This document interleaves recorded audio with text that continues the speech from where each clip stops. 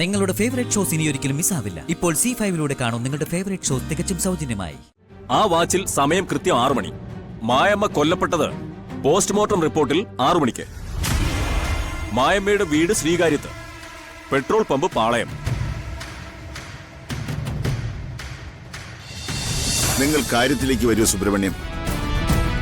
Your honour, എന്റെ കക്ഷിയായ ജയരാമൻ ഈ കുറ്റം ചെയ്തിട്ടില്ലെന്ന് നിസ്സംശയം തെളിയിക്കുന്ന ഡോക്യുമെന്റ്സ് എല്ലാം ഞാൻ ബഹുമാനപ്പെട്ട കോടതി മുമ്പാകെ സമർപ്പിച്ചിട്ടുണ്ട്.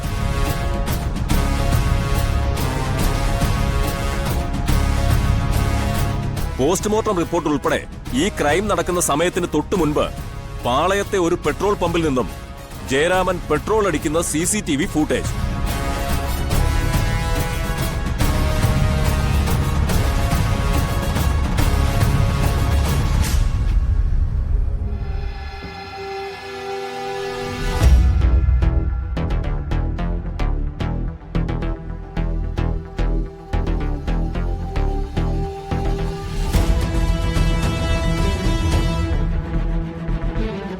മായമ്മയെ കൊന്നത് ജയരാമനാണെന്ന് തെളിയിക്കാൻ പോലീസ് കണ്ടെത്തിയ ഏറ്റവും ഇമ്പോർട്ടന്റ് ആയ തെളിവ് അയാളുടെ വാച്ചാണ്.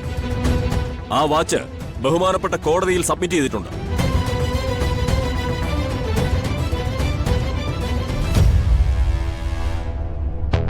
ഈ പറഞ്ഞ വാച്ച് നിങ്ങളുടേതല്ലേ? അതെ. വാച്ച് അയാളുടേതാണെന്ന് അയാൾ സമ്മതിച്ചല്ലോ. വാച്ച് ജയരാമന്റേത് തന്നെ. ബാക്കി ജയരാമൻ പറയും. പറയൂ ജയരാമ. ആ വാച്ച് 20 കൊല്ലം മുമ്പ് ഒരു ബർത്ത്ഡേക്ക് എന്റെ ഭാര്യ ദേവി എനിക്ക് ഗിഫ്റ്റ് തന്നതാ. ആ വാച്ചിന്റെ സൂചി ഒടിഞ്ഞ് അതിനകത്ത് തന്നെ കിടക്കുക. അത് കേടായിട്ട് 10-15 വർഷമായി. ഒരു സെന്റിമെന്റൽ വാല്യൂ ഉള്ള ഗിഫ്റ്റ് ആയതുകൊണ്ട് ഞാനത് സൂക്ഷിച്ചു വെച്ചിരുന്നു. ഇത് ആരാ അവിടെ നിന്ന് എടുത്തുകൊണ്ട് പോയത് എനിക്ക് അറിയില്ല.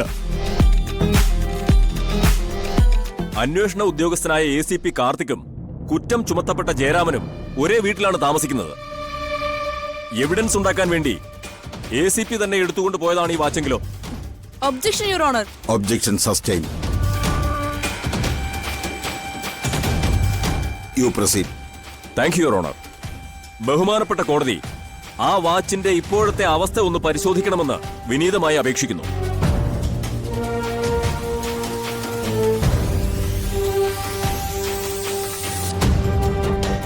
പരിശോധിച്ചു. ജയരാമൻ പറഞ്ഞത് ശരി തന്നെ. ഈ വാച്ച് കേടാണ്.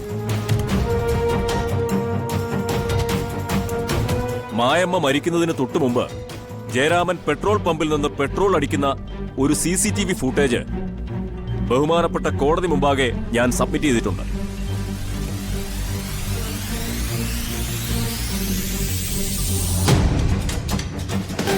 ആ സമയത്ത് ജയരാമന്റെ കയ്യിൽ കിടക്കുന്ന വാച്ച് മറ്റൊന്നാണ്. ആ വാച്ചും അതിലെ സമയവും ബഹുമാനപ്പെട്ട കോടതി ഒന്ന് പരിശോധിക്കണമെന്ന് താഴ്മയായി അപേക്ഷിക്കുന്നു.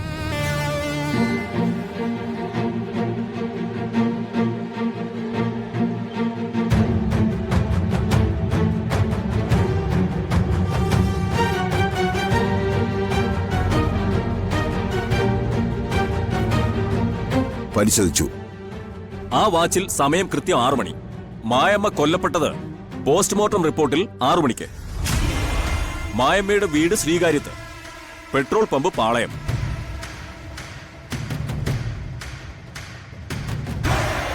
ഇതൊന്നും തമ്മിൽ പരസ്പരം യാതൊരു പൊരുത്തവുമില്ല. ഈ ക്രിമിനൽ കേസ് എന്റെ കക്ഷിയായ ജയരാമനെ ചതിക്കാനായി മനഃപൂർവ്വം കെട്ടിച്ചമച്ചതാണെന്ന് ഞാൻ ബഹുമാനപ്പെട്ട കോടതിയെ ബോധ്യപ്പെടുത്തിക്കൊള്ളുന്നു.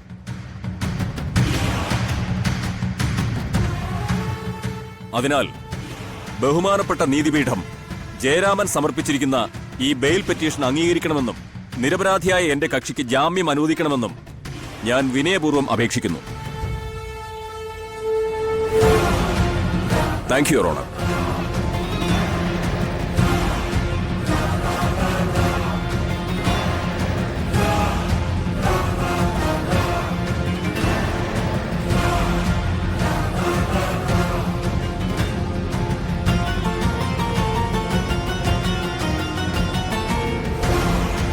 പ്രതിയുടെ പേരിൽ ആരോപിച്ചിരിക്കുന്ന കുറ്റങ്ങൾ സംശയങ്ങളായി നിലനിൽക്കുന്നു. ആരോപിച്ചിരിക്കുന്ന കുറ്റങ്ങൾ സംശയാതീതമായി തെളിയിക്കണം. അത് അന്വേഷണ ഉദ്യോഗസ്ഥന്മാരുടെ ഉത്തരവാദിത്വമാണ്. ആ ചുമതല അവർ നിർവഹിക്കട്ടെ. സംശയത്തിന്റെ പേരിൽ ഒരാളെ ജയിലിലടയ്ക്കാൻ നിർവാഹമില്ല. അതിന് നിയമവുമില്ല. കേസന്വേഷണം തുടരട്ടെ. കേസന്വേഷണം തീരുന്നതുവരെ ജയരാമൻ ഈ ജില്ല വിട്ട് പോകാൻ പാടില്ല. പോലീസ് ഉദ്യോഗസ്ഥരോട് സഹകരിക്കണം. ഇത്തരം ഉപാധികളോടെ ജയരാമന് ജാമ്യം അനുവദിച്ചിരിക്കുന്നു.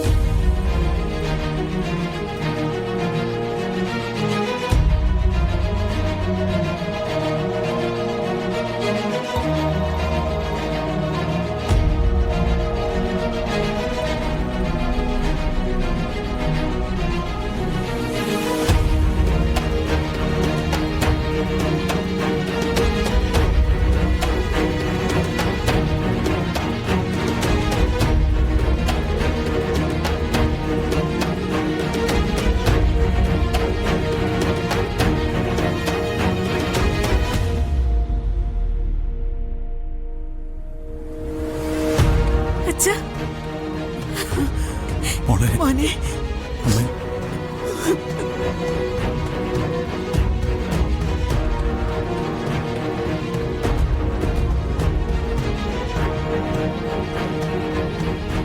അച്ഛാ, ഈ കേസ് അന്വേഷിച്ച് അച്ഛന് ജാമ്യം വാങ്ങി തന്നത് എന്റെ അമ്മയാ.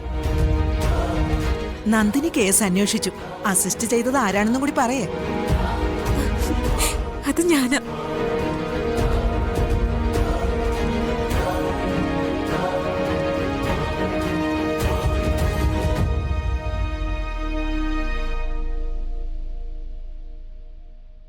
ദേ ജയറാം, മിഠായി കിട്ടാത്ത കുട്ടിയെ പോലെ ദേ ഒരാള് പിണങ്ങി നിൽക്കുന്നു. ആര്? ACP കാർത്തിക്.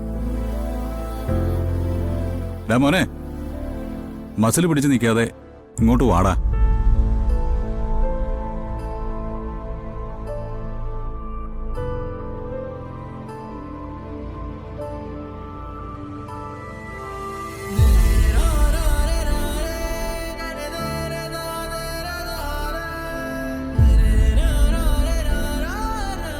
സോറി വല്യമ്മാവ. പോട്ടടാ.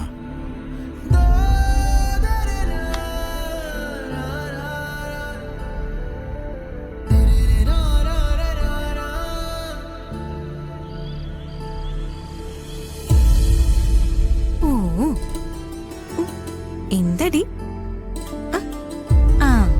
അവിടെ കിടന്നു. Sorry Meenakshi, I am extremely sorry. എനിക്ക് പറ്റിപ്പോയ തെറ്റിന് നീ എനിക്ക് മാപ്പ് തരണം. അത് കാർത്തികേട്ടാ.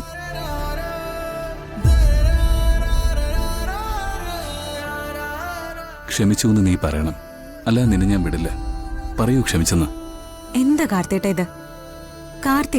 കാർത്തിയേട്ടന്റെ ജോലി വളരെ സത്യസന്ധമായിട്ട് ചെയ്തു. അതൊരു തെറ്റാണോ? ഡൗൺലോഡ് ചെയ്യൂ C5 ആപ്പ്. കാണൂ എല്ലാ എപ്പിസോഡുകളും സൗജന്യമായി.